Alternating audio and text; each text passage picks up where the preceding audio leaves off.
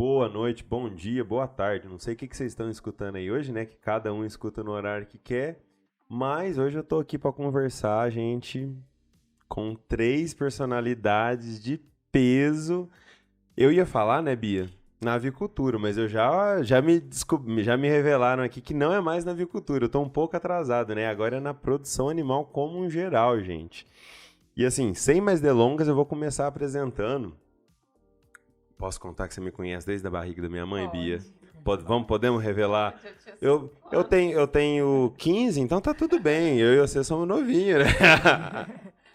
Então, gente, hoje estamos aqui com a professora Bia, que é médica veterinária formada pela UFO, mestre em ciências veterinárias pela UFO e doutora em imunologia e parasitologia aplicada também pela nossa querida UFO, né? Eu acho que merecia uma salva de palmas, editor, para a UFO.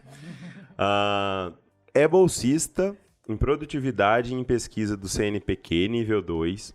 Tem experiência nas áreas de sanidade e produção animal, em produção avícola, com ênfase na relação patógeno-hospedeiro e no desenvolvimento de alternativas ao uso de antimicrobianos e na produção animal. Também foi coordenadora da última turma do SECA e atualmente é professora na FAMEV, nossa querida e estimada Faculdade de Medicina Veterinária aqui da Faculdade de Uberlândia. E também, gente, ela é pesquisadora. Olha, se liguem nessa frase, porque acho que é o suprassumo da nossa conversa, né, Bia? Daqui a gente vai destrinchar um monte de coisa. Ela também é pesquisadora no uso de embriões de galinhas para testes nas áreas de medicina humana e medicina veterinária. Então, se você não entendeu, volta 5 segundinhos aí e escuta de novo. Porque é bem importante essa frase, eu acho que no nosso discorrer da conversa. E fiquei sabendo aqui por uns lados que ela é a blogueirinha do LinkedIn. Tem que colocar essa aí na edição, viu, editor? Blogueirinha do LinkedIn. Então, seja bem-vindo, professora Bia. Obrigada. Vou apresentar aqui também, gente. Eu ia apresentar a Paula Braga, mas descobri que ninguém conhece ela como Paula Braga, né, Paulinha? Isso aí. É a Paulinha Braga.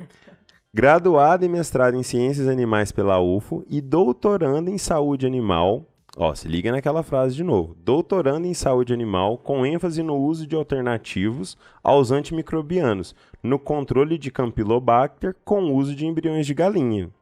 E uma coisa que traz um tchan a mais, né, Paulinha? Vamos falar assim. Tem experiência na agroindústria da produção animal, uma indústria de renome internacional, né? Vamos usar muito internacional aqui hoje também, né? Seja bem-vinda, Paulinha. Muito obrigada, Felipe. E por último, mas não menos importante, completando nossa tríade de internacionais, olha o sobrenome dela, gente. Simone Sommerfeld. É assim mesmo, né, Simone? Isso. Simone Sommerfeld. Graduada na nossa colega UFMG, residente em Silvestres aqui na UFO, mestre em Ciências Veterinárias na UFO e doutorando em Saúde Animal na UFO com ênfase, liga naquela frase de novo, doutorando em saúde animal na UFO, com ênfase em padronização do embrião de galinha como modelo experimental. É também servidora no laboratório de incubação de aves da FAMEV, junto com a professora Bia. Então, seja bem-vinda também, Simone. Obrigada. Vocês notaram, gente, o tanto que a gente falou embrião, galinha, modelo experimental, me ajuda o que mais? Alternativos. Temos uns temas legais aí hoje pra gente conversar, né? Quer dar o ar da graça, professora Bia? Começar aí com o pé direito? O que vocês estão fazendo? Eu acho que eu posso começar a fazer uma pergunta. Acho que vai trazer o fio da meada. Claro, pode falar. Aonde você arranjou a Campilo? Bom, então, diz que gente mais velha gosta de contar história, né? Então, vamos lá. Vamos de história. Eu trabalhava na Sadia, que era BRF, e eu queria muito fazer mestrado. Falei com o meu chefe, vou sair e tal. E ele falou, não, vamos fazer alguma coisa aqui dentro mesmo. E o pessoal do corporativo, que à época era o Sonsini Anelva, falou, não, vamos estudar Campylobacter. Ninguém sabia o que era isso. Pelo menos não aqui na UFO, não. E aí, como eu também não sabia, acabou que eu fui para o Chile e estudei com um expert da Organização Mundial de Saúde para resistência aos antimicrobianos e para campylobacteriose. Com o tempo, né, eu continuei estudando Campylobacter, só que é uma bactéria muito difícil, muito cara. E aí eu comecei a entrar em outras áreas de pesquisa. E a pesquisa é um mundo gigante, né? Então, quando eu comecei a trabalhar com o Luiz Ricardo, que faleceu, nosso colega da UF, um dos maiores pesquisadores desse país, eu já tinha aberto o leque para algumas coisas e ele começou a falar, Bia, vamos abrir para isso, para aquilo, para aquilo. Então, hoje, a gente tem... Não só a Campilo é o que a gente trabalha, é do coração, mas é o que a gente menos trabalha quando a gente compara com os alternativos aos antimicrobianos, quando a gente compara com os embriões de galinha. Mas a gente nunca vai parar de trabalhar com a Campilo, só que é uma bactéria muito mais difícil. Então, eu acho que eu tô aqui hoje, quando vocês me convidaram, mais para falar assim, ó, para falar para a galera como que é a pesquisa na veterinária, né? Falar desse mundo e aí falar do que a gente faz para as pessoas conhecerem mais um pouco. Um pouquinho daquilo ali que é a pesquisa no dia a dia, para trazer para a realidade quem às vezes não sabe nem, tá entrando na veterinária agora ou também tá saindo da veterinária, né? E é uma área aí, igual você mesmo falou, gigantesca para trabalhar. Exato. Gigantesca. E fora isso, tem os antimicrobianos, né? Que a gente tava conversando mais cedo, que é aquela coisa, né, Paulinha? Você que quer ir da produção animal... Todo mundo quer usar. Exatamente. Todo mundo quer aquele pozinho de pirlim-pim-pim ali, vamos pôr que vai melhorar. Como é que é essas alternativas aí? O que você conta pra gente? Então, Felipe, aqui infelizmente ainda existe uma cultura, né, do produtor, até mesmo na medicina humana, né, a gente pode perceber das pessoas acharem que o antibiótico ele é o pó do pirlim-pim-pim. E é o que vai resolver todos os problemas de saúde, né? Na avicultura não é diferente. Então, existe uma cultura que a gente precisa mudar em relação à aplicação do antimicrobiano na produção animal. E aí, frente a isso, a gente precisa, em várias demandas, criar alternativos ao uso desses antimicrobianos, né? E aí, nossa pesquisa na UF, principalmente ali a pesquisa que a Bia começou, é uma pesquisa que traz esse norte pra gente. O que a gente pode usar para a gente evitar usar antimicrobiano, né? Quais são as alternativas? O que a gente pode usar que é mais barato, que é mais eficiente, que não deixa resíduo, que não vai ter o nosso maior problema, que é a resistência antimicrobiana, né? Então, é um trabalho importantíssimo, tanto para a medicina animal como saúde pública também. Pública. Exatamente. Veterinário, eu sempre falo, veterinário não trabalha com animais, trabalha com justamente saúde pública e gente. Isso aí. É isso aí. Isso mesmo. E frente a isso tudo, tô tentando fazer um link aqui com vocês três, né? As três já são unidas aí, dá pra perceber na interação de vocês, mas fazer um link aqui pro nosso ouvinte. Frente a isso tudo, a gente não pode usar isso, testar, né? Vou falar assim, a gente não pode testar isso à torta e à direita, no animalzinho Y, no animalzinho X, porque acho que eu até posso falar que é desrespeitoso, né? Não sei se é essa a palavra, eu não sou da área. Mas pra gente usar, pra gente testar tudo ali, vocês, né, estão desenvolvendo um jeito diferente, que é o que eu falei lá naquela frase lá no começo, né? Os embriões de galinha. Que é isso? Não é só ovo, Simone? Que é? Conta pra nós. Eu juro por Deus, pra mim é só ovo. É ovo e pintinho. A gente utiliza o embrião de galinha como modelo alternativo, né? Porque a gente entende como modelo experimental os camundongos, os ratos, né? Roedores e outros animais também. E o embrião de galinha vai entrar aí como modelo alternativo, né? Então, a gente utiliza ele... Eu faço meu doutorado para padronização, para a gente tentar utilizar o embrião com sabedoria e com ética, né? E ter os resultados ideais também. Então, a gente utiliza o embrião de galinha hoje como uma alternativa aos roedores, por quê? Os roedores, eles são animais que a gente chama de animais nascidos em relação ao embrião de galinha, né? Então, são animais que têm percepção ao redor, percepção de dor, percepção de medo, exato. E o embrião de galinha, ele é um animal que ele ainda está no estágio embrionado, dentro do ovo, né? Que a gente chama de ovo galado, né? As pessoas conhecem como ovo galado. Então, a gente desenvolve as pesquisas utilizando o embrião de galinha, porque para poder tentar essa alternativa ao uso dos roedores, né? Exato. Existem as idades, né, de desenvolvimento do embrião de galinha que a gente pode utilizar, levando em consideração o grau de desenvolvimento do sistema dele. Porque ele vai perceber de uma certa forma o meio que ele está ali também. Exatamente. Né? E também ele é o modelo que a gente vai utilizar quando a gente vai testar alguma coisa em relação à avicultura, né? Então, a gente testa primeiro nos embriões de galinha para poder depois, se você vai utilizar, por exemplo, uma medicação, você testa primeiro nos embriões de galinha para você ir com mais específico já na hora de fazer o teste com um animal adulto. Exato. Com o que vai usar dali em seguida. Então, a gente está fazendo essa padronização para poder ter todas as respostas, né? Qual idade que a gente tem que utilizar, quais vias, que tipo de testes que a gente pode fazer, né? Com os embriões. Então, esse que é o trabalho, a linha de pesquisa, essa linha de pesquisa, né? É semelhante. Oi, Felipe, tudo bem? Você não falou que eu tava aqui? Eu tô aqui. Amigo, Tudo jóia? Tudo bem? Tudo jóia? Oi, pessoal. Eu tava muito empolgado com elas, cara. Eu tô empolgado com essa conversa já tem 1 ano e meio mais. Já perdeu o pouso aqui na cidade, tudo bem. Isso que você explicou, Simone, é semelhante àqueles ovos que são desenvolvidos para vacina, aqueles free... Qual é o nome? Free? SPF. É semelhante a isso? É tipo livre de patógenos? Tem alguma correlação? Você quer responder, Não, professor? quem quiser, gente, eu joguei aqui na mesa. Não, porque porque assim... eu não faço ideia, eu não tenho nenhum conhecimento sobre essa parte. Então eu queria saber um pouco a dúvida do pessoal. Os Specific Pathogen Free, que são os SPF, eles são modelo experimental para vacina. Que na verdade é vacina, mas é muito mais virologia, que aí é usado para vacina. Só que eles são, para vocês terem ideia, deve estar custando aí cada ovinho $5, $6. 30 Para conto, virologia, para vacina, sim, nós usamos eles. Mas a gente usa para testes com câncer, porque hoje, pela FDA, o embrião ele é uma referência para teste de pele e para câncer. Por quê? Porque ele não rejeita tumor. Então, é muito melhor eu pôr no embrião que nunca vai rejeitar o tumor do que no roedor. Então, além de todas as vantagens de custo, de ele não sentir estresse nem dor em até certa fase, ele também não rejeita o tumor. Então, para esse tipo de teste, nós podemos usar ovos de frango de corte, a gente pode usar ovos de poedeira comercial, tá? E a Simone, nesse link do alternativo, porque hoje a gente trabalha muito com o pessoal da medicina, porque eles têm muito interesse. Mas na nossa linha de produção animal, o alternativo ele entra porque o antimicrobiano junto com o embrião.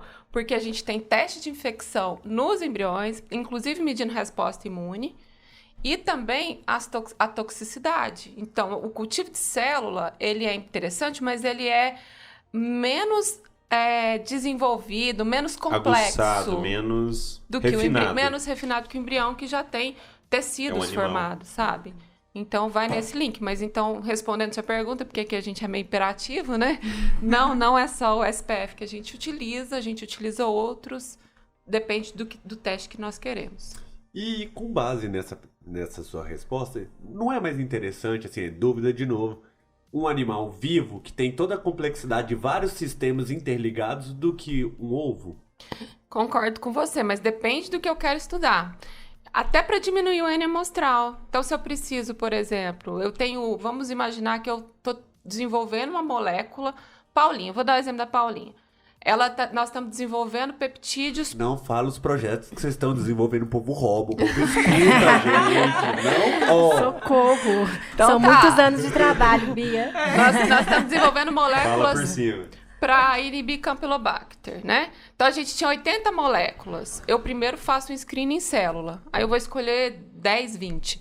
Peraí, mas ainda é muito para eu pôr em aves, porque eu vou precisar de 30, aí 30 vezes 20 por grupo. Então, nós vamos no embrião, a gente estuda e já sei, peraí, se ele não é tóxico para embrião, provavelmente não vai ser tóxico para ave. Então, eu deixo lá só a cerejinha do bolo, das 80 que ela tinha, ela tem 2 hoje. Aí sim, agora nós vamos para as aves. Dessa forma, você consegue diminuir também o custo do desenvolvimento da pesquisa? Bastante, porque eu coloco dentro de uma incubadora 150 ovos, as incubadoras pequenas que nós temos. Então, tem incubadoras muito maiores que isso, mas as que nós temos lá são 150 ovos. Então, imagina, e num espaço que é do tamanho dessa sala, né? Um espaço menor que essa sala. Se fosse um aviário... E se fosse um aviário, olha quantas aves que eu ia precisar. Vários metros quadrados, né? Justamente. Isso tudo. pegando um pouquinho da pesquisa, da molécula, como que interage lá no campo, Paulinha? Que aí acho que a Paulinha tem mais essa visão, tipo assim, lá também, né? Que você está inserida na agroindústria. Então, tipo, os antibióticos que estão sendo testados, a pesquisa nessa área, como que funciona? Não só os antibióticos, né, Felipe? Mas assim, a gente sabendo o que o micro-organismo causa no organismo do animal, como são as reações imunológicas frente a esse desafio, isso traz muito norte pra gente lá na granja também, quando a gente está trabalhando lá na granja, né? Então, essa parte experimental, ela é tão importante porque a gente vai ter respostas que vão ser práticas para a gente poder aplicar no dia a dia na granja. Por exemplo, essa questão de controle microbiológico, a gente trabalha tanto, né, com o programa de biosseguridade, mas então é uma ferramenta que vem somar, para que a gente tenha métodos diferentes de diagnóstico. Então, ela abre um range muito grande para que a gente desenvolva esses métodos diferentes, que envolvem, por exemplo, até inteligência artificial, biosensores, que é um assunto super novo, né? Super interessante para a avicultura. Então, todo esse entendimento que a gente traz desde o embrião, traz um norte muito grande que dá uma aplicabilidade muito boa no campo também. Só que daí a gente precisa alinhar, ajustar, né, essa parte de laboratório com a análise em vivo também, no embrião, para a gente poder trazer essa aplicabilidade para o campo. Não sei se eu fiz entender. E quando a gente fala de controle, a gente está falando de uma coisa que a ciência chama de teranóstica, que é quando você mistura a terapia, e no caso da prevenção também, com o diagnóstico. Então, no caso da Paulinha, porque nós entramos numa linha bastante grande, né? Então, hoje a gente estuda bastante coisa, a gente tem sozinhos? Não, nós temos parceiro no mundo inteiro. Mas no caso da Paulinha, a molécula que a gente desenvolveu para inibir, ela também está servindo para diagnóstico. Então, hoje ela trabalha com inteligência artificial para fazer algoritmos usando essa molécula. Nossa, a Bia, o tal do professor, né? Não, o tal Felipe, do professor. Porque assim, ó, ela leu a minha pergunta na minha cabeça e começou a falar. Que eu ia perguntar justamente isso, Bia. Tipo assim, eu fui lá no campo com a Paulinha, a gente viu que temos problema, vimos que tem uma oportunidade ali. Aonde que entra a pesquisa nessa parte? Era o que eu ia te perguntar. Você já começou a responder, mas se puxar mais um pouquinho, tem mais coisa, né? Porque assim, a demanda da pesquisa, ela surge com quem tá fazendo. Tô errado? Não sei. Ou porque, tipo, teve uma demanda lá no campo, apareceu a Campylobacter, igual você contou lá no começo, né? Apareceu a Campylobacter. E aí, o que é isso? O que a gente vai fazer? Como que a gente vai testar? Como que a gente vai coibir? E aí? Aí é onde que entra a pesquisa que eu ia te perguntar. E a pesquisa nessa área, como que é? Sim, a nossa pesquisa é uma pesquisa bastante aplicada, né? Só que eu só queria fazer um parêntese, porque tem toda a parte que é a pesquisa básica mesmo, né? Que é o pessoal estudando bioquímica, microbiologia, que o pessoal, se eles não estudam, a gente não consegue... Esse povo não ganha dinheiro, não adianta, eles não dão dinheiro para pesquisa de base, não adianta. Mas ela é extremamente importante. Ela é fundamental para pesquisa aplicada. Exato. Mas a aplicada já custa ganhar dinheiro. A de base, então, pelo amor de Deus. Por exemplo, deu uma pesquisa básica. Se não fosse a pesquisa básica, a gente não teria, por exemplo, a citometria de fluxo. E a citometria de fluxo é extremamente importante para o trabalho das meninas, entende? Então, assim... a pesquisa ela é uma coisa muito ampla, em que é por isso que eu acho importante, por isso que eu sou blogueira do LinkedIn, eu quero divulgar isso para as pessoas que não entendem. E no LinkedIn tem muita gente de indústria, né? Então a gente acaba fazendo esse link. Então, sim, eu vejo um problema no campo e quero resolver, porque a gente faz a pesquisa aplicada, mas a pesquisa básica, eu falo que a Simone faz muita pesquisa básica, né? Ela é muito importante. Então, isso que ela faz, parte do que ela faz é uma pesquisa básica também. Mas recebe verba pra caramba a pesquisa de base? Ué, depende do pesquisador, né? Tá. A professora Bia, a gente costuma falar que ela é excepcional ali dentro da universidade. Bia, sim, né? Porque ela consegue enxergar as necessidades, né? Porque não adianta você ter uma vontade de fazer uma pesquisa, não existe isso. Você tem que ter um fundamento, né? Você vai fazer uma pesquisa porque vai desenvolver alguma coisa que vai ser utilizada depois. E a Bia, ela tem esse poder de conseguir enxergar o que é que precisa ser pesquisado. Vender a ideia. Exato, é incrível. Deu na frente. Não é porque eu tava escutando um podcast entrevistando pesquisadores e o cara comentando que o tanto que é fundamental a pesquisa de base. Eu tava falando em relação àquele filme, Oppenheimer, que teve, que era físicos teóricos e físicos... Não é prático, é de física aplicada. E que uns conseguiam financiamento e outros não. Porque... Mas um depende do outro. Você precisa ter investimento na base para que a aplicada, ela seja desenvolvida. Dá as ferramentas para ela, no caso. Eu vou pagar um jantar para as meninas que estão aqui levantando meu ego depois desse podcast. E eu ainda queria acrescentar uma particularidade sobre trabalhar com a Bia, tá? Porque tanto eu quanto a Simone, nós somos orientadas dela, né? Ela é ousada. Então, assim, não é à toa que a equipe da Bia é uma equipe que é considerada por receber vários títulos, vários prêmios em congressos, né? Vai falar disso de nome nacional, internacional, porque a Bia é ousada. Então, quando a gente vai definir um projeto, uma pesquisa, a gente quer fazer X e a Bia quer fazer 30X a mais. Daí a gente fala, isso é impossível, Bia. E aí dá um tempo lá, quando a gente vê a pesquisa tá feita. E tá maravilhosa, e tá linda. Então, por exemplo, eu queria fazer um artigo, o trabalho que eu fiz para um artigo dá para 3 artigos, 4 artigos. Então, ela é ousada e eu acho que o diferencial da equipe do laboratório da Bia é esse, a parte de ter a criatividade dela e falar, será que vai? E aí, quando a gente começa a trabalhar, você vê que vai, dá certo e dá um resultado maravilhoso. Ela vai escolher o vinho, gente. Eu quero fazer 2 comentários. Primeiro, um pouquinho, acho que é a herança da Daisy. Será? Eu acho que nós somos o produto daquilo com que a gente viveu. Imagina, trabalhei com Daisy, trabalhei com Paulo Lourenço, trabalhei com Belete, trabalhei com o Luiz Ricardo. Então, eu acho assim, muito da Daisy, muito do Belete, muito do Luiz. Então, a gente vai se formando com o tempo, né? Aquela coisa de ser visionário e ser entusiasta naquilo que faz. Exato. E a segunda coisa que eu ia fazer, um pouquinho, eu já trabalhei com a Bia também. A Bia foi a primeira pessoa que me levou pra dentro de um laboratório. Eu não conhecia laboratório nenhum. A Bia um dia falou assim, Felipe, você quer ir comigo? Eu não lembro o que era, Bia. Era pra ajudar ela em alguma coisa, uma coisa bem, bem simples. E ela abriu a porta do Labil pra mim. A hora que eu entrei e vi o Labil, que é o laboratório da professora Daisy, né? Gente, eu fiquei maravilhado. Aquele tanto de coisa, aquele tanto de vidraria. Era tudo uma coisa muito simples, né? Mas pra mim que ela tava abrindo essa porta pra mim no começo ali, foi muito entusiasta. E querendo ou não, tipo assim, aquilo ali foi uma mudança de... Eu também vou subir sua moral, Bia. Foi um divisor de águas, que aí eu fiquei no Labil até eu formar.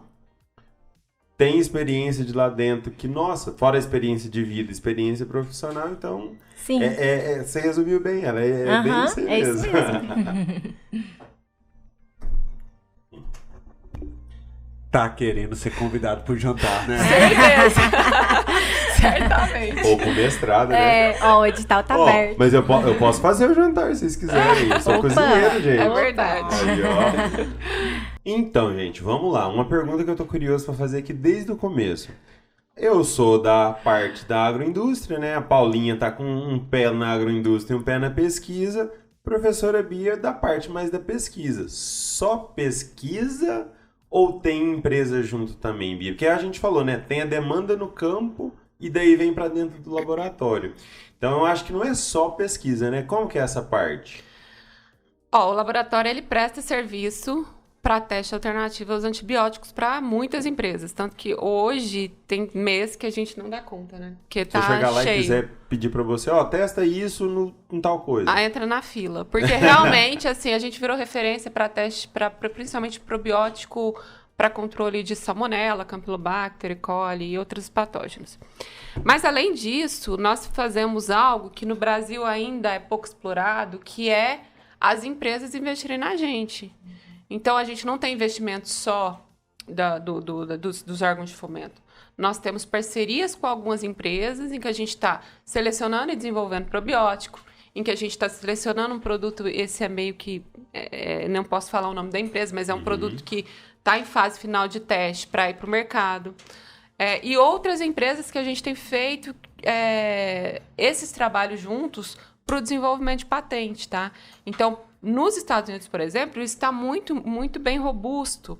No Brasil ainda está engatinhando, porque muitas empresas querem investir, mas muitas não enxergam o valor que a pesquisa tem, sabe?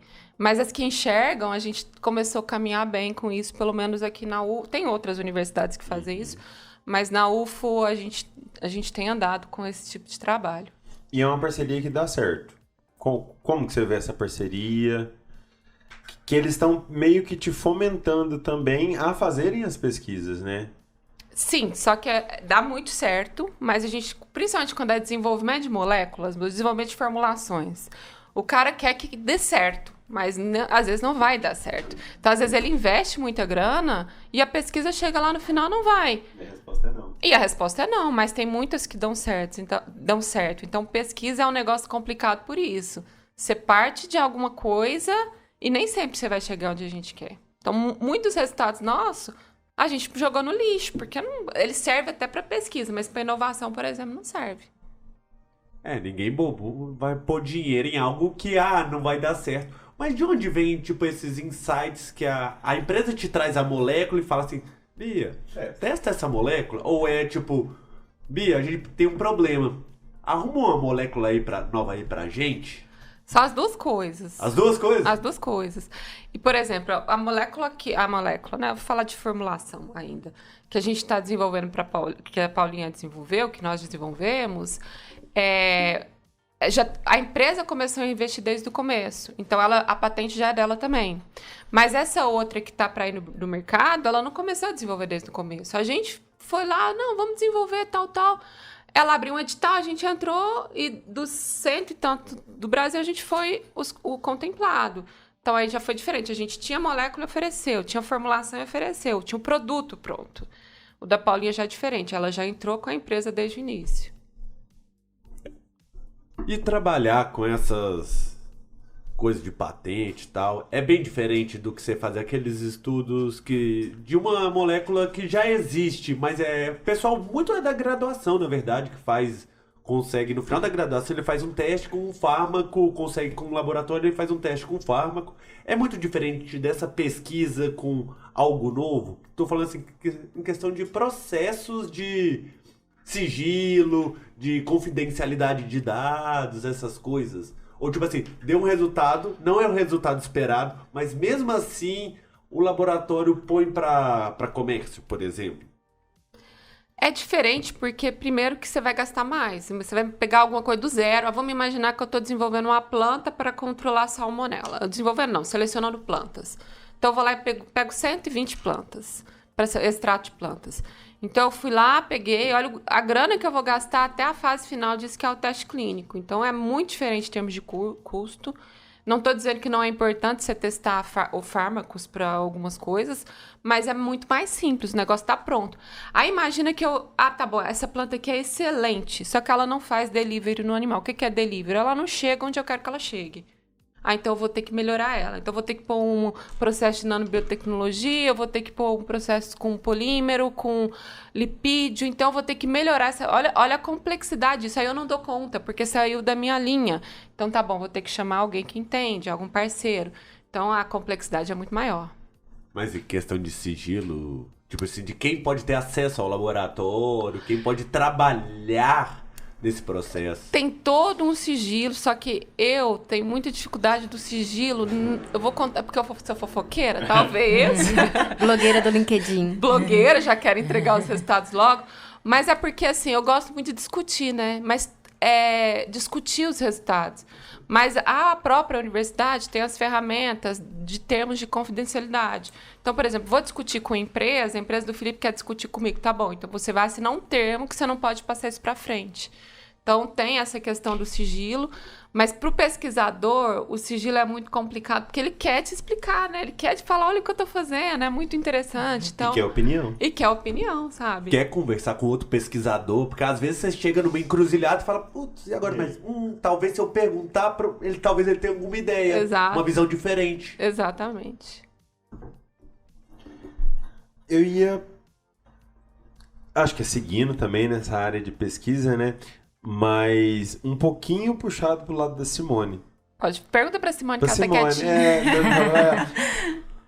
Tipo assim... Faz ela avaliar a janta. Faz avaliar... Faz o quê? Avaliar a janta. Ah, faz avaliar a janta. Tipo assim, eu tava imaginando aqui agora. Você tem que pesquisar o embrião de galinha. Isso. Pra falar, esse é bom, esse não é bom. Na verdade, não é dizer se esse é bom ou esse não é bom. É o que eu preciso. A gente precisa entender o embrião de galinha como um modelo, né? Então, a gente estuda vias que a gente pode ter de inocular, porque você pensa, um embrião de galinha é um ovo galado, então a gente vai trabalhar com um ovo. Como é que eu faço para trabalhar com esse ovo? Eu tenho que inocular as coisas que eu quero testar nele. Como que eu vou fazer isso? Eu preciso quebrar essa casca, eu preciso fazer entendeu? É mais complexo, né? Então, eu preciso saber quais as formas que eu tenho de inocular nesse embrião. Então, por exemplo, se eu vou fazer um teste de um fármaco, por exemplo, e eu vou simplesmente pegar um embrião que tem 3 dias que foi botado, né? Eu vou inocular um fármaco lá. Você pensa, o embrião tá com 3 dias, ele é minúsculo, ele não tem os sistemas todos completamente formados. É diferente de eu pegar um embrião que já tá ali incubado durante, sei lá, 18 dias. E aí eu inoculo alguma coisa com ele. Por quê? Porque 18 dias ele tá quase nascendo, que ele nasce com 21, então ele tá quase completamente formado. Ele já tem um sistema imunológico um pouquinho mais avançado. Então, é diferente eu inocular no embrião de 3 dias e no embrião de 18. Agora, por exemplo, a gente da veterinária, a gente estuda isso. A gente estuda embriologia, anatomia e tudo, né? Não tão focado para aves quanto a gente gostaria, né? Mas o geral a gente sabe. Aí agora procura uma pessoa lá da biotecnologia. E vem pra gente e fala assim, olha, eu tenho esse fármaco aqui, eu preciso testar. E eu não queria testar no camundongo, não. Eu quero... Inclusive, alguns testes não são mais, né, autorizados para camundongos. Agora a gente faz no embrião de galinha. E aí você fala, sim, perfeito. Mas a pessoa não sabe nem o que ela quer. Não sabe que dia que vai inocular, ele não sabe que via que vai ser utilizado, ele não sabe nem o que ele quer ver dentro do embrião. E a gente está estudando o embrião, destrinchando tudo isso, para a gente poder ter esse conhecimento de passar para ele. O que é exatamente que você quer testar? Ah, eu quero testar um fármaco. Para que você quer testar esse fármaco? Ah, eu quero, sei lá, um fármaco anti-inflamatório, vamos supor. Aí você tem que explicar, olha, você vai inocular esse fármaco por tal via, essa via é a via ideal que você precisa, você vai inocular ele em tal data, né? Ele tem que estar com tantos dias, porque se for antes, ele não vai ter o sistema desenvolvido, depois ele vai estar muito avançado, tem um comitê de ética, né? Que ele aprova até certa data também, né? Então, a gente tem que ter esse conhecimento todo. O que você vai coletar depois para você fazer os testes para saber se deu certo? Então, o que a gente está tentando fazer é entender o embrião de galinha como um modelo e poder saber fornecer esse serviço, né? Falar, olha, o seu trabalho, você precisa fazer o embrião assim, assim, assado, vai coletar tal material, fazer tal análise, é isso que a gente está testando. E hoje, tipo, não é um modelo. Um modelo. Mas é um modelo pouquíssimo usado. Mundialmente, Bia, é mais utilizado mundialmente do que nacionalmente, né? No Brasil se explora pouco, mas para os trabalhos de... a parte de dermatologia e para a parte de câncer é o modelo mais usado aqui. Do mundo, assim, né? Então tem se explorado. No mundo eu não digo, porque o acesso também não é tão fácil. O acesso é porque tem que ser... Aonde publica mais, vamos falar assim. Aí as pessoas têm usado bastante. Mas o que se busca se você pensar em ética, né? A utilização de animais, porque mesmo quem trabalha com biotério não quer trabalhar com animais. Nós, como veterinários, a gente entende que dependendo do teste que você for fazer, se for... O animal sofre. Exato. Então, o veterinário, ele não quer que o animal sofra. Então, a gente sempre busca uma forma de você minimizar ao máximo. Então, quem trabalha com biotério, não é o sonho da vida da pessoa trabalhar com biotério e utilizar os animais, né? Então, a gente sempre busca avançar na ciência, avançar na pesquisa, para a gente conseguir modelos alternativos, situações alternativas ao uso dos animais. Então, O bioterismo, no mundo, né, ele busca sempre utilizar menos o biotério, utilizar menos animais. Então, cada vez mais se utiliza menos os roedores ou os animais nascidos, que eu comentei, né, que a gente chama de animal nascido em relação ao embrião, né, e passa-se a usar o embrião de galinha como alternativo. Então, teste de toxicidade, por exemplo, agora praticamente não pode, né, ser utilizado, né, ou limitou muito ou não pode ser utilizado. Pele não se pode mais utilizar roedores para estudos com pele. Existem peles artificiais e existem alternativos, né, os embriões. Então, cada vez mais vai parar de se utilizar animais nascidos para poder utilizar o embrião de galinha. Não só o embrião, mas a membrana coriolantoide é uma coisa muito importante para a pesquisa, né? Por exemplo, era muito utilizado o coelho como um modelo alternativo para estudo de fármacos ou até cosméticos, né? Ou coisas relacionadas ao olho, por exemplo, né? Uhum. E aí passou-se a utilizar a membrana coriolantoide do embrião em alternativa ao olho do coelho, porque o coelho é um animal nascido e você pingando coisas que vão irritar no olho dele, você vai agredir ele. Exato. E a membrana coriolantoide, ela tem essa mesma composição, né? Ela não tem inervação e tem irrigação. Então, você consegue fazer esses testes, né, com coisas que vão ser irritantes, coisas assim, na membrana coriolantoide, não exatamente no embrião, sem que você agrida o embrião necessariamente, sabe? Então, esses alternativos que estão dando ao embrião de galinha uma ênfase maior. E dentro da nossa universidade, né, o nosso laboratório já está se expandindo demais.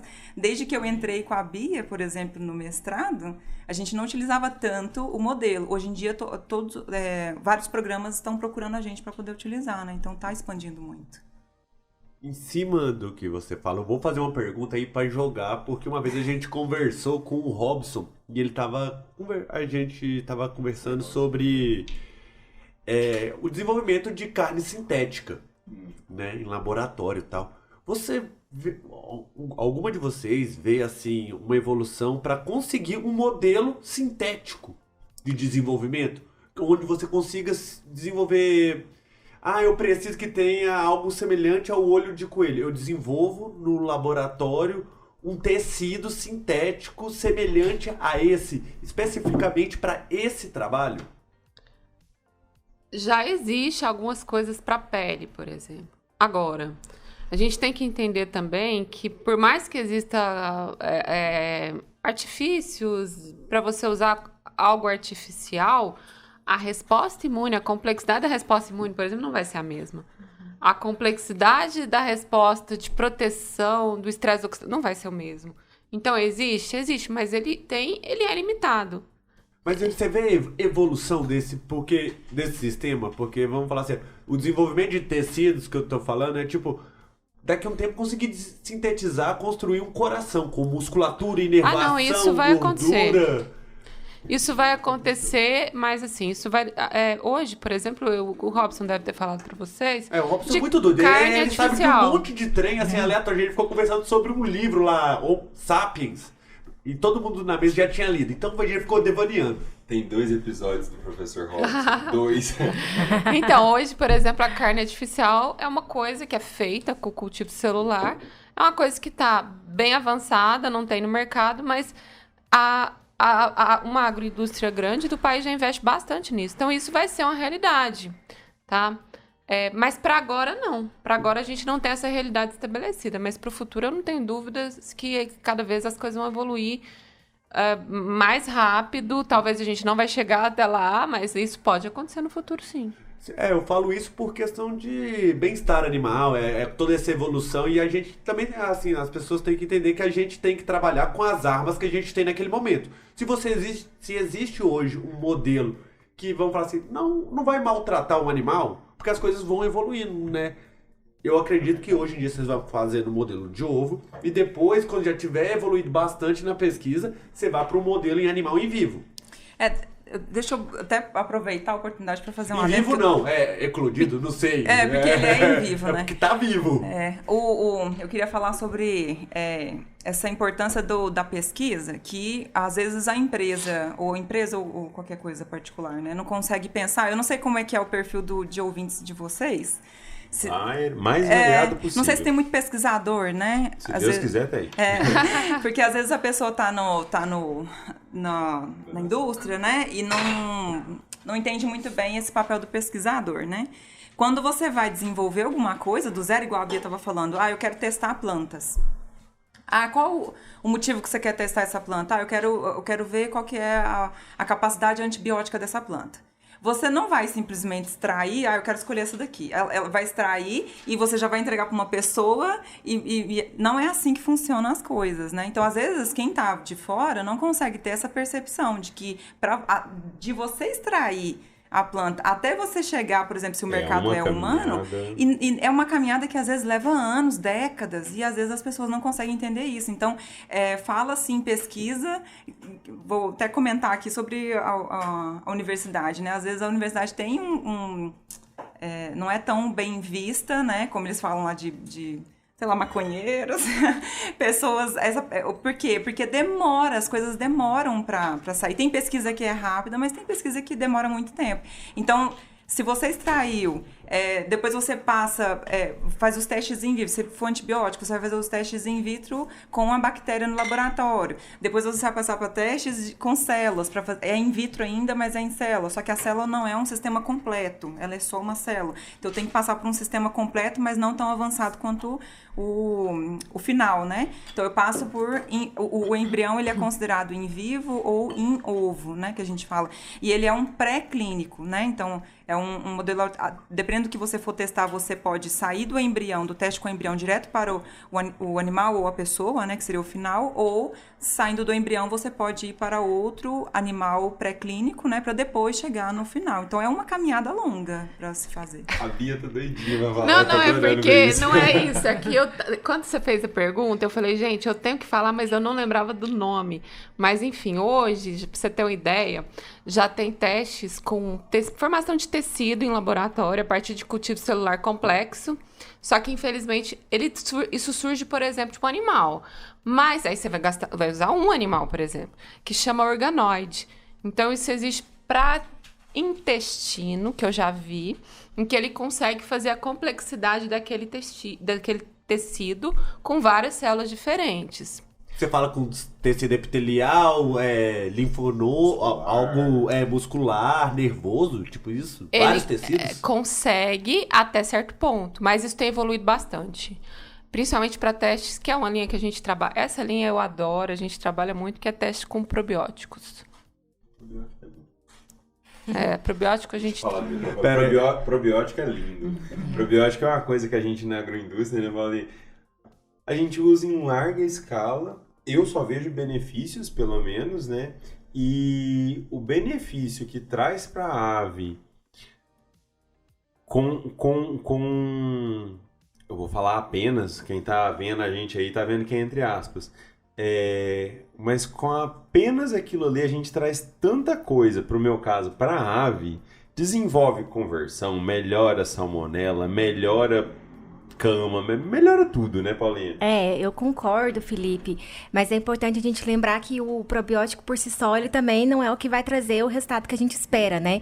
Então, ele pode fazer parte de um programa de biosseguridade robusto, então não adianta o produtor ele usar o probiótico e esquecer de fazer controle de roedor ou de cuidar da ambiência do aviário. Trocar a bota. Exatamente. Então, ele tem um custo, né? Mas esse custo precisa ser pago. Então, geralmente, os resultados dos probióticos são maravilhosos, apesar deles serem onerosos hoje, então a gente tem que usar estrategicamente, né? Não dá pra gente usar assim a torto direito, então ele tem que ser muito estratégico e aliado com esses programas robustos de biosseguridade que precisam caminhar juntos, então a gente não tem o resultado que a gente espera. Mas, de fato, no campo, quando a gente usa o probiótico, a gente vê nitidamente qualidade de integridade intestinal, conversão alimentar, indicador meio, indicador fim, tudo bem atendido, né? O que a gente sempre espera, todo mundo fica feliz, mas isso tem um custo. Vou ganhar um corte agora. Paula, probiótico é a mesma coisa que antibiótico? Não, jamais. Não, é uma pergunta que o pessoal Tô com a fala. minha professora aqui do lado, gente. Ela já arregalou o olho aqui pra mim. Mas os dois não piora a conversão, esses trem tudo, não? Melhora? Não, gente. Na verdade, a gente tem que desmistificar que o antibiótico, ele traz resultado, né? O antibiótico, ele tem que ser usado de forma muito criteriosa, de forma muito estratégica. E, de fato, quando a gente tiver um diagnóstico, tanto clínico quanto laboratorial, é muito importante, né? Para que a gente faça o uso dele. E o antibiótico, por si só, ele não traz resultado de conversão alimentar, ele não traz resultado de ganho de peso, né? Ele vai ali mitigar um problema, um desafio que a ave está passando, ao contrário do probiótico. Né? O probiótico, ele não vem para poder combater o micro-organismo, ele é muito mais preventivo do que terapêutico, né? Então, os objetivos são diferentes. Enquanto o probiótico, ele é preventivo, o antibiótico ele é terapêutico. E a gente, quando fala de saúde animal, acho que em qualquer área de produção, não só a avicultura, a prevenção ela é muito mais importante, né? É muito mais fácil a gente trabalhar com prevenção do que com terapia. Então, um médico veterinário que está no campo, ele vai trabalhar muito mais para evitar que as doenças aconteçam do que para, de fato, tratar as doenças. Né? Então, realmente, antibiótico e probiótico são coisas totalmente diferentes. E a gente tem que trabalhar muito mais na prevenção do que na terapia. Esse é o futuro. Obrigado, doutora Paula. Quase doutora, ainda não. A Organização Mundial da Saúde cita que até 2050, pode ser a maior causa de morte no mundo inteiro é a resistência aos antimicrobianos, né? E o que acontece?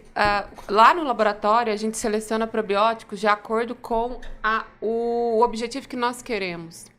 E, embora ele seja muito importante para a prevenção, dependendo do patógeno, a gente também consegue trabalhar com ele na terapia. E isso, para as aves, talvez seja muito bem explorado já. Mas eu ainda vejo, porque aí agora eu tenho parceiros no pet, nos bovinos, nos equinos. Produção animal. Na produção animal, estou com vários parceiros e eu vejo que para o pet, por exemplo, e para os bovinos, isso ainda é muito pouco divulgado, é muito pouco usado. Então, por exemplo, às vezes o cachorro tem uma diarreia, a minha cachorra nunca tomou antibiótico na vida dela, ela tem 7 anos. Porque ela tem diarreia, eu tento o probiótico antes. E mesmo o outro que teve que tomar, que morreu, tadinho, mas que teve que tomar antibiótico, é o antibiótico junto com o probiótico. Porque a gente sabe, né, que isso é importante para a reconstituição da microbiota. Então, assim, eu acho que a produção animal precisa usar. E a gente tem trabalhos não só para probiótico no trato gastrointestinal. Então, a gente tem em outras vias também para outros animais. Mas ele ia perguntar, Felipe. É porque eu não dou conta. Eu não dou conta. Vocês duas, principalmente, acabaram de falar. É minha vida, é o dia a dia. É o meu dia a dia, lidando com os produtores, lidando com os granjeiros, lidando na agroindústria. É isso aí. Igual eu tinha falado pra vocês, né? Eu sou o mais a favor possível de usar antibiótico. Eu sou o primeiro cara a falar, usa. Sou o primeiro cara a falar, usa. Vai lá, usa. Se precisar. Justamente. E aí, quando vocês trazem tudo isso, eu fico, nossa, graças a Deus, tô fazendo certo. Eu uso antibiótico junto com probiótico, eu uso o probiótico primeiro, não deu certo. Então vamos tentar um antibiótico. Eu uso o probiótico. Eu acho que aquela granja em específico vai ter problema X. Eu vou usar tal coisa para prevenir, para não dar. Graças a Deus, não dá. Então, assim, acho que eu tive uma... Estrategicamente. Isso, eu tive... A gente aumentou o seu ego, né? A gente deu vocês uma massageada, né? Vocês massagearam meu ego aqui. Mas, deixa eu te falar. Lá no laboratório, a gente seleciona os melhores probióticos para as empresas. E a gente percebe que o probiótico certo para aquele objetivo. Nem todo probiótico vai ser bom para produção animal. E nem todo probiótico vai ser bom para salmonela. Então, tem uma empresa que é produtora, falou, esse probiótico não tá bom para salmonela, traz para mim. Não tava mesmo. Então, você tem que trocar. Então, a gente tem que entender que cada probiótico vai agir de uma forma. Tem um que tem efeito protetor de calor, que bom. Tem um que tem efeito imunomodulatório, excelente. Representa, por Mas favor, tem um esse que vai calor. controlar salmonela, outro clostrídio, cada um com seu objetivo. Bem isso. Cada um vai ter uma coisa, às vezes eu vejo mais na prática, né? Mas cada um vai ser bom nisso, bom naquilo, e nem sempre vai matar a charada, vamos falar assim, né? Porque, igual a Paulinha falou, tem mais umas 300 coisas que você tem que fazer pra poder daí sair aquele resultado. Ô, Felipe, eu quero deixar claro aqui que eu sei a sua dor, tá? Porque a gente sabe como que é no campo, essa questão cultural de usar antibiótico, enquanto a gente tem várias oportunidades que a gente pode trabalhar para evitar o uso de antibiótico. Então, acho que é muito importante o médico veterinário, principalmente o sanitarista, até os extensionistas que estão no campo, reforçarem e baterem o pé quanto a isso, né? Porque a nossa função é essa, é disseminar esse conhecimento, e a gente está fazendo isso por um bem maior. A gente está fazendo isso não é só por conta daquele lote em específico. A gente está fazendo isso porque o nosso... Alguém vai comer aquela carne a nossa lá na causa Europa. é uma causa muito mais importante. A gente está falando de resistência aos antimicrobianos, né? A gente está falando de uma coisa que envolve saúde pública. Então, a gente precisa um pouquinho tirar a cabeça da água e olhar o problema um pouco mais de cima. E a nossa função como médico veterinário, eu sei que não é fácil, Felipe. Então, assim, eu sei da sua dor, mas a gente precisa ser resistente, resiliente e conseguir transmitir. Continuar nessa toada. Exatamente. Para aqueles, porque aí me dói. Eu olhei para a Bia agora porque ela é a professora, né? Me dói, Bia, eu receber um aluno, um estagiário ou alguém que está entrando na profissão agora que vai usar. Mas você E aí, sabe tipo, que... ele não saiu da graduação com aquela missão, vamos falar Não. assim, né? Ele saiu, eu tenho antibiótico, tenho doença, vou ter que usar. Aí a hora que a pessoa mete antibiótico, mete probiótico, torto e desenfreado, eu só penso, meu Deus, Mas, tá gente, queimando a isso molécula. existe. Vocês ainda pegaram Desde que o mundo é muito. Não, é porque em 2000 Aquelas, né? Vou ter que contar. Em 2005 eu tava no campo e não se usava probiótico. E quando eu começava a falar, vamos usar, então eu sempre fui a louca. Então eu virei depois até a campilo louca, porque ninguém se conhecia dessa bactéria. E eu sempre fui muito a favor. Só que isso hoje vai ser uma obrigação. A gente tem probiótico na linha humana para depressão, a gente tem para emagrecimento. Isso está mais que comprovado. Uma hora ou outra a produção animal vai ter que aceitar. Pode falar, João. Tadinho, gente. Ninguém deixa o João falar. Eu pedi pra ele fazer uma pesquisa ali na internet, né? Rapidão, é só pra, assim, de forma sucinta, tentar resumir o que foi falado. Uma coisa, o que a Paula falou foi que a infecção de um lote vai acabar que ela é a consequência de algum erro de manejo. Perfeito. Muito provavelmente alguma coisa foi negligenciada no processo e aí você vai ter que fazer o tratamento do lote. E acima de tudo, isso é custo na produção. E o produtor, a melhor coisa que tem na produção é você saber o quanto que você vai ganhar no final. Então você faz todo um planejamento de orçamento que você vai gastar X com lote, X com ração. E aí você vem ter uma infecção e fala, é fácil de resolver. Antibiótico, mexe antibiótico. Você sobe seu custo e às vezes você fecha no prejuízo devido a um erro de manejo, porque você tem uma ferramenta que vai resolver. E entrando nesse uso desenfreado de antibiótico, as piores infecções que você pode conseguir é exatamente dentro de um hospital. É onde você tem contato de bactérias com N bases de antibiótico e às vezes tem, devido à exposição, vários tipos de infecções e o uso desenfreado, você acha que as bactérias são resistentes. Aí não vai ter base. Aí o trabalho de pesquisa não consegue acompanhar a evolução das bactérias. Com certeza. Não, eu só fiquei indignado porque eu tenho médico também na família. Então, caralho. É que isso não acontece só na avicultura, Não. né, gente? Não, A gente isso é em fala isso tudo. até na medicina humana. Sim. E eu falo assim, ó, gente, porque eu também sou mãe, né? E às vezes, eu tô com meu filho ali doente há 1 ou 2 semanas, e eu mesma, às vezes, vou ao médico e falo assim, ele podia tanto passar um antibiótico, que aí, quem sabe, não resolve. Porque a gente quer que resolva o problema, né? Você quer... E aí, às vezes... resolve a dor. Que resolve a dor, justamente. Às vezes, essa não é a melhor saída. Então, tá muito certo. E eu ia perguntar uma outra coisa, só que essa é polêmica. E acho que é para as 3, né? Mudando de pau pra cacete, como diria minha mãe. Sua mãe não falaria isso, não. Sua mãe não falaria isso. Você conhece a cara do João.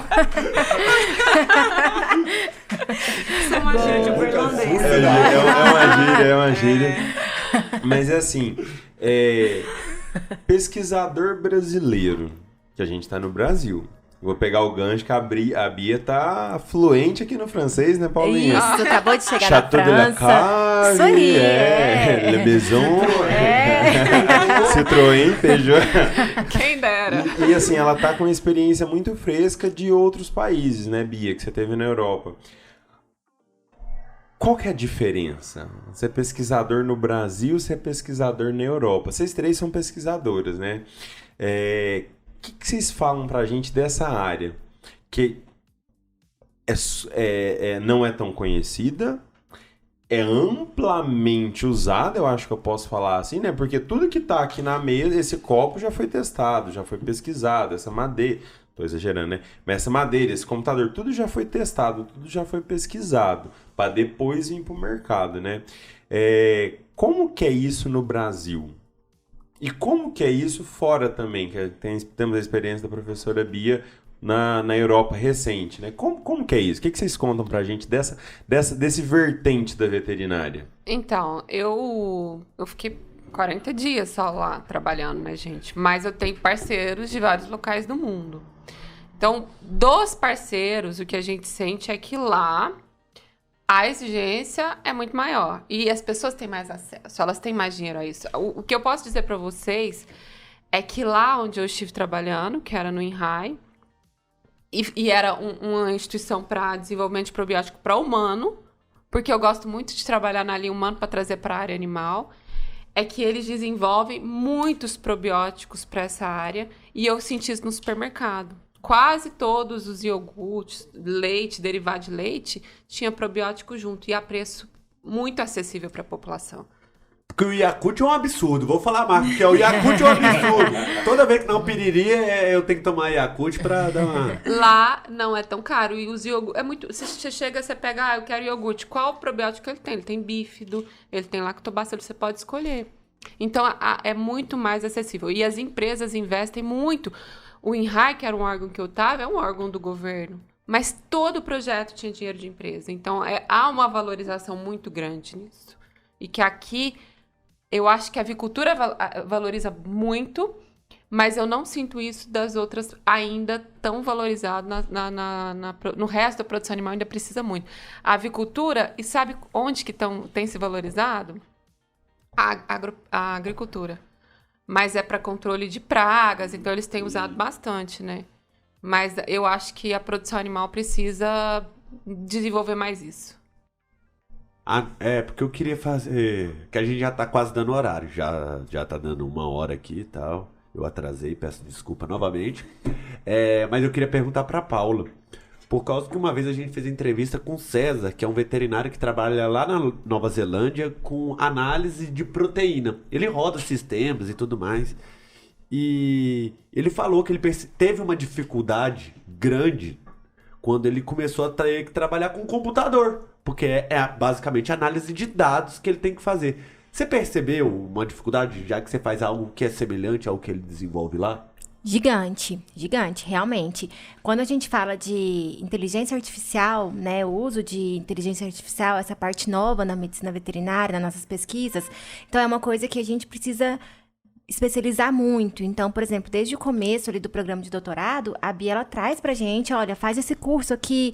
A Simone mesmo, há pouco tempo, teve que ir para Belo Horizonte, passar um tempo lá com professores de referência, porque é, de fato, uma área que a gente vai precisar realmente é obrigatório que a gente aprenda isso, porque a gente vai precisar cada vez mais, mas de fato a gente tem essa dificuldade nessa parte de inteligência artificial, que a gente precisa cada vez de mais pessoas especializadas. Então a gente acaba fazendo parcerias com pessoas que já estão na área para poder nos auxiliar, mas é muito pertinente, João, sua pergunta, a gente tem sim essa dificuldade.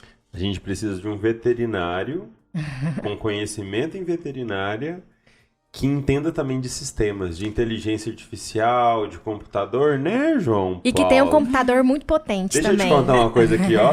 Ó quem vai salvar na sua vida daqui a uns anos. Cola na Bia, João. Veterinário que tá fazendo ciência de computação. Desenvolvimento de software. Isso, cola na Nossa, Bia, que vai ser vamos- Você sucesso. é o cara, amigo. Pior que eles E vão ficar exatamente ricos a antes análise fazer de nada. dados é a parte que eu gosto. Parte de cálculo, estatística, que eu acho... É porque eu vejo na agronomia, uma das coisas que me deu vontade foi que na agronomia eu vejo que tudo é metrificado, tudo é dado. Na veterinária ainda existe muito o empirismo.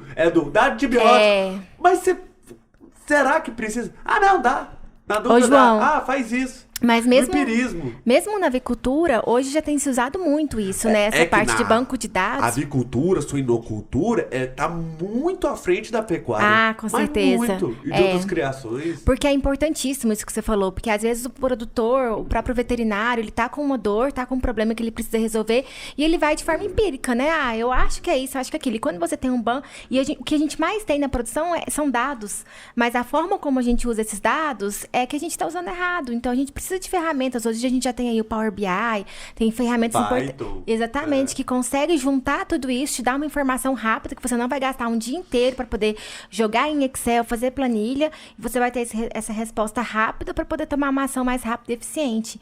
Então, isso daí, ó, investe, que é um futuro promissor, pode ter Além de certeza. tudo, você tem um banco de dados para você desenvolver pesquisa. Justamente. Porque o que o César faz exatamente era um estudo de uma proteína, e aí fica...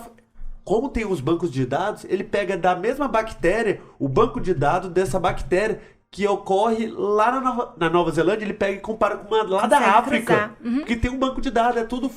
Fica fácil, a evolução da pesquisa se torna mais fácil. Justamente. Logo, a solução para o produtor também vai chegar mais Consequentemente. rápido para ele. Isso mesmo. Acho muito da hora. Legal. É isso. Não sei vocês, mas eu tô maravilhado. Muito feliz. Corta isso aí, o editor, mas... Eu sempre tive vontade de fazer mestrado. Sempre foi o sonho da minha mãe. Agora eu tô começando a pensar. Eu juro por Deus que eu comecei a pensar... Porque, assim, como que eu vejo o mestrado? Acho que é até bom pra quem tá ouvindo a gente falar isso. Estudar, ponto. E sair dali com um título de mestre, depois sair com um título de doutor. Minha forma, de como eu vejo o pessoal lá 10, 15 anos atrás, né? Não é assim. Pelo que vocês estão me mostrando. Não é assim. Temos... Pra mim, Simone, é uma coisa totalmente nova. Eu via o ovo de galinha, é ovo. Esse aqui chocou, esse aqui não chocou. E é ovo. Chegou pintinho pra mim lá, ok. Não chegou, morreu, foi descartado. Não é assim. Tem um por trás daquela história ali, né? Tem um... O que eu posso fazer com esse ovo que dura 21 dias, que é ultra rápido? O que eu posso fazer com ele? Eu posso fazer coisas até... Vou chutar umas idades aqui, né? Até 3, 4, 5, 6 dias que ele não tem desenvolvimento de tecidos, mas tem desenvolvimento de célula. Logo após ele vai ter desenvolvimento de célula sim, célula assada, esse tecido, esse sistema, e a partir daí você vai começar a usar, né? Alguém que vem trazendo uma parte muito... Meu mundo, né? Eu tô puxando toda a sardinha aqui pra minha brasa agora. Alguém que vem trazendo muita parte do fazer, do pôr em prática, do é assim, pro... Como que pode ser também? Como que pode ser... Prolixo. Eu tô tentando, eu tava fazendo meu encerramento aqui, cara. Você atrapalhou tudo agora, mas tudo bem, né? Alguém que vem trazendo essa parte do campo, que vem misturando um pouco com a parte mais técnica, né? Acho que eu posso falar assim, Bia. Que é a parte de alguém que tá ali na parte do... Falei parte 3 vezes. Alguém que tá ali naquele mundo mais das ideias, Bia, acho que eu posso falar assim, né? Que tá essa ideia de cá, essa ideia de lá, vamos fazer isso, vamos fazer aquilo. E vem a Paulinha com, temos esse problema. Então vamos fazer pra cá, vamos fazer pra lá, isso e aquilo. E que pelo que eu vi aqui hoje, nessa conversa, tá super dando certo e vai... Acho, João, que a gente tá com o futuro... Eu já me perdi. Então escuta o episódio depois que você vai entender. Mas eu acho que a gente tá com uma tríade aqui de... A gente tem que entrevistar elas daqui uns 3, 4 anos, porque eles vão estar com muita coisa nova, cara. Eu quero ver o que vai sair desse trio aqui daqui uns anos. Belas palavras, Felipe. Você tá falando muito bem, parabéns. Bia, Simone, Paula, a gente tá chegando agora no final do episódio. Vocês gostariam de fazer alguma consideração pro pessoal que escuta? Lembrando que quem escuta muita gente é estudante. Alguns têm o sonho de ir pra área acadêmica, né? Se vocês terem alguma coisa pra dizer pra esse pessoal aí que se inspira muito em vocês. E por favor, as 3, peçam o pessoal da UF pra escutar a gente, né? Toda aula que vocês forem, gente, escuta os meninos do Eu vou pôr no LinkedIn. Põe no LinkedIn. Olha só, assim, fica... Todo mundo que entra no primeiro período acha que é lindo a pesquisa, e realmente é. Mas é uma coisa muito difícil, ela é trabalhosa, e para você fazer ciência de excelência, você tem que aprender a se frustrar, que muita coisa vai dar errado. Essas coitadas aqui, mais os coitados que eu tenho lá, eu chego e falo, vocês vão ter que fazer isso, aquilo. Eles me acham malucas. Com certeza. Então, olha, quanto tempo que eu quero trabalhar com essas moléculas de Campylobacter, ninguém quis. Porque é muito difícil. Quanto tempo eu queria desenvolver embrião de galinha, mas ninguém quis. Então, a pessoa tem que gostar, você tem que amar aquilo que você faz. E não tem dinheiro, muitas vezes. A gente tem hoje até... Tá indo bem, mas nem sempre tem. E a gente se depara com um monte de frustrações. Então, quem não quer se frustrar, não mexa com pesquisa. Mas quem quer é uma área boa. Você não vai ser bem remunerado no Brasil, mas fora do Brasil, provavelmente você vai ser muito bem remunerado. Quem quiser trabalhar com pesquisa, cola na Bia que é sucesso. Isso aí. Isso mesmo. Gente, então, vamos encerrando. Eu vou ver esse episódio umas 10 vezes para aproveitar, acho que tudo que foi falado aqui. Com toda certeza, vocês 3 são convidadas para uma próxima, talvez as 3 em tríade, talvez uma separada da outra, porque tem um pouquinho de cá, um pouquinho de cá, que acho que a gente podia esmiuçar 2, 3, 4 horas falando sobre cada tema em separado. Muito obrigado, meninas. A gente agradece. Eu quero muito ouvir vocês de novo, então já fica aí o convite. E acho que é isso. Prazer. João, meninas. Um prazer. Obrigada a vocês. Obrigada. Obrigada, gente. E aí, a gente vai ficando por aqui. E até semana que vem. Beijo, tchau, tchau.